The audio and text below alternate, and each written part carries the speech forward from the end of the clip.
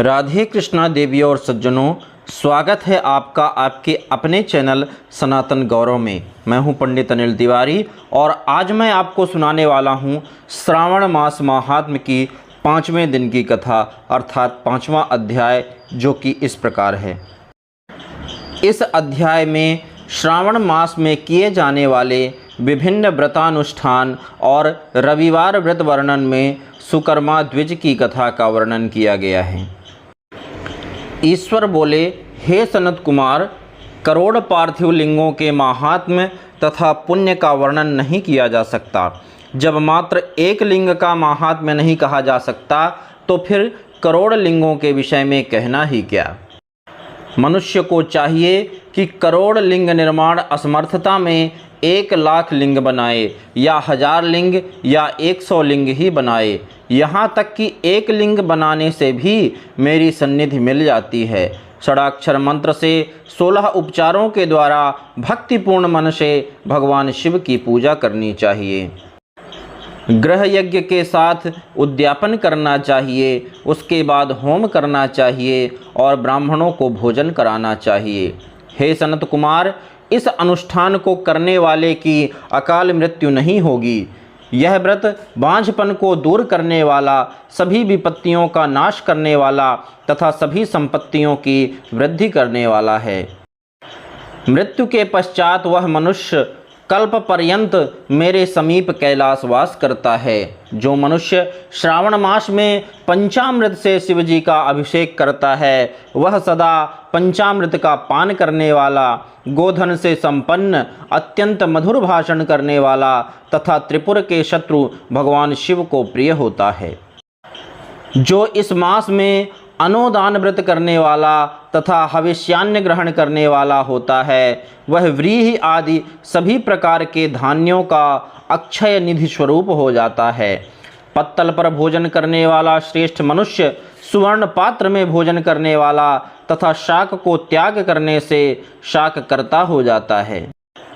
इस मास में स्फटिक, पाषाण, मृत्तिका, मरकतमणि, पिष्ठ अर्थात पीठी, धातु, चंदन, नवनीत आदि से निर्मित अथवा अन्य किसी भी शिवलिंग में, साथ ही किसी स्वयं आविर्भूत न हुए लिंग में श्रेष्ठ पूजा करने वाला मनुष्य सैकड़ों ब्रह्म हत्या को भस्म कर डालता है।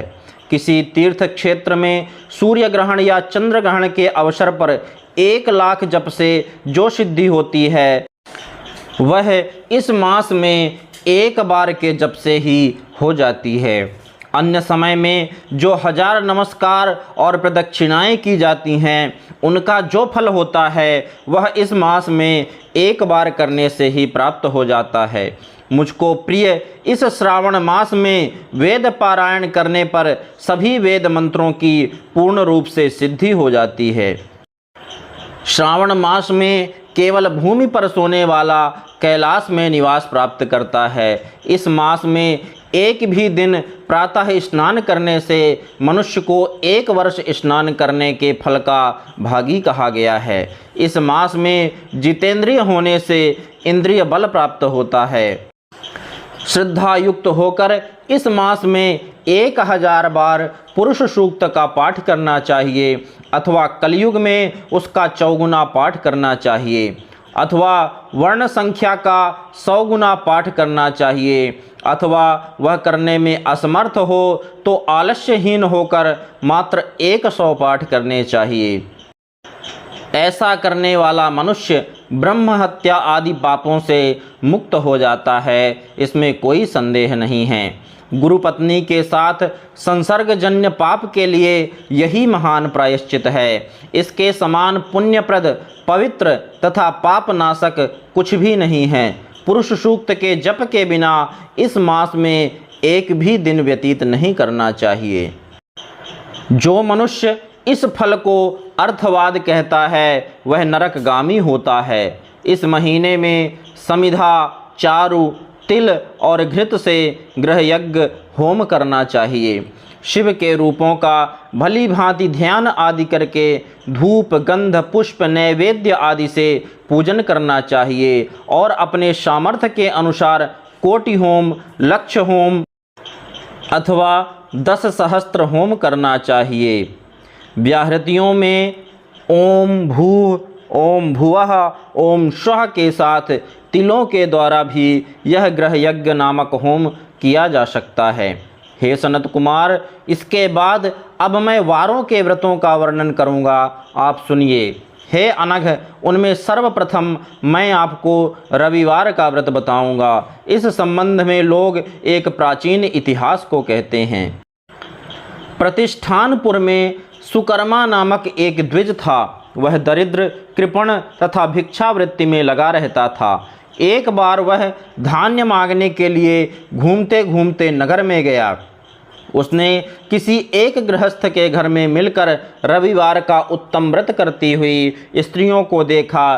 तब उसे देखकर वे स्त्रियां परस्पर कहने लगी कि इस पूजा विधि को शीघ्रतापूर्वक छिपा लो। इस पर वह विप्र उन स्त्रियों से बोला, हे श्रेष्ठ स्त्रियों, आप लोग इस व्रत को क्यों छिपा रही हैं? समान चित्त वाले सज्जनों के लिए परमार्थ ही स्वार्थ है। मैं दरिद्र तथा दुखी हूँ। इस श्रेष्ठ व्रत को सुनकर मैं भी इसे करूँगा। अतः आप लोग इस व्रत का विधान व फल अवश्य बताएं। स्त्रियां बोली, हे द्विज, इस व्रत के करने में आप उन्माद तथा प्रमाद करेंगे अथवा भूल जाएंगे अथवा इसके प्रति अभक्ति या अनास्था रखने लगेंगे। अतः आपको यह व्रत कैसे बताऊं? उनकी यह बात सुनकर उनमें जो एक प्रौढ़ा स्त्री थी वह उस ब्राह्मण से व्रत तथा व्रत की विधि बताने लगी।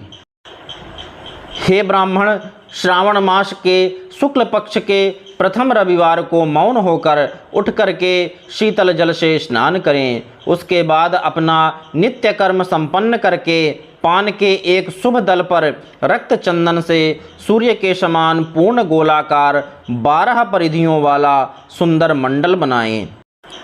उस मंडल में रक्त चंदन से संज्ञा सहित सूर्य का पूजन करें। उसके बाद घुटनों के बल भूमि पर झुककर 12 मंडलों पर अलग अलग रक्त चंदन तथा जपा कुसुम से मिश्रित अर्घ्य श्रद्धा भक्ति पूर्वक सूर्य को विधिवत प्रदान करें और लाल अक्षत जपा कुसुम तथा अन्य उपचारों से पूजन करें। उसके बाद मिश्री से युक्त नारिकेल के बीज का नैवेद्य अर्पित करके आदित्य मंत्रों से सूर्य की स्तुति करें और श्रेष्ठ 12 मंत्रों से 12 नमस्कार तथा प्रदक्षिणाएं करें। उसके बाद 6 तंतुओं से बनाए गए सूत्र में 6 ग्रंथियां बनाकर देवेश सूर्य को अर्पण करके उसे अपने गले में बांधें और पुनः 12 फलों से युक्त वायन ब्राह्मण को प्रदान करें। इस व्रत की विधि को किसी के सामने नहीं सुनाना चाहिए। हे विप्र, इस विधि से व्रत के किए जाने पर धनहीन व्यक्ति धन प्राप्त करता है, पुत्रहीन पुत्र प्राप्त करता है और कोढ़ी कोढ़ से मुक्त हो जाता है। बंधन में पड़ा व्यक्ति बंधन से छूट जाता है, रोगी व्यक्ति रोग से मुक्त हो जाता है। हे विप्रेंद्र, अधिक कहने से क्या प्रयोजन? साधक जिस जिस अभीष्ट की कामना करता है वह इस व्रत के प्रभाव से उसे मिल जाता है। इस प्रकार श्रावण के 4 रविवारों और कभी कभी 5 रविवारों में इस व्रत को करना चाहिए। इसके बाद व्रत की संपूर्णता के लिए उद्यापन करना चाहिए।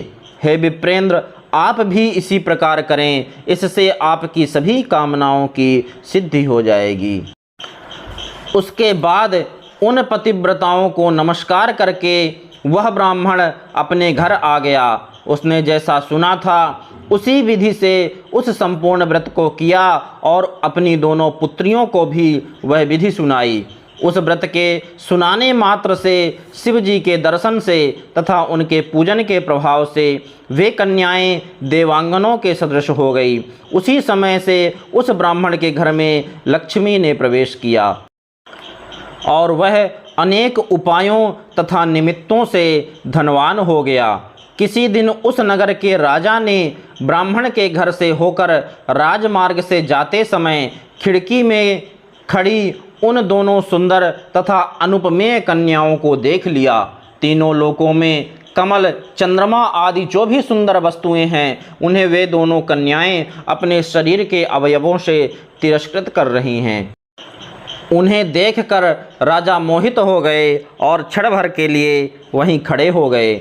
ब्राह्मण को शीघ्र बुलाकर उन्होंने दोनों कन्याओं को मांग लिया। तब उस ब्राह्मण ने भी हर्षित होकर दोनों कन्याएं राजा को प्रदान कर दी। उस राजा को पति के रूप में प्राप्त करके वे कन्याएं भी प्रसन्न हो गईं। वे स्वयं इस व्रत को करने लगीं और पुत्र पौत्र आदि से संपन्न हो गईं। हे मुने, महान ऐश्वर्य देने वाले इस व्रत को मैंने आपसे कह दिया। हे विधिनंदन, जिस व्रत के श्रवण मात्र से मनुष्य सभी मनोरथों को प्राप्त कर लेता है, उसके अनुष्ठान करने के फल का वर्णन कैसे किया जाए। इस प्रकार श्री स्कंद पुराण के अंतर्गत ईश्वर सनत कुमार संवाद में श्रावण मास महात्म्य में प्रकीर्णक नाना व्रत रविवार व्रतादि कथन नामक 5वां अध्याय पूर्ण हुआ। बोलिए देवाधिदेव महादेव की जय। जगत जननी माता पार्वती की जय।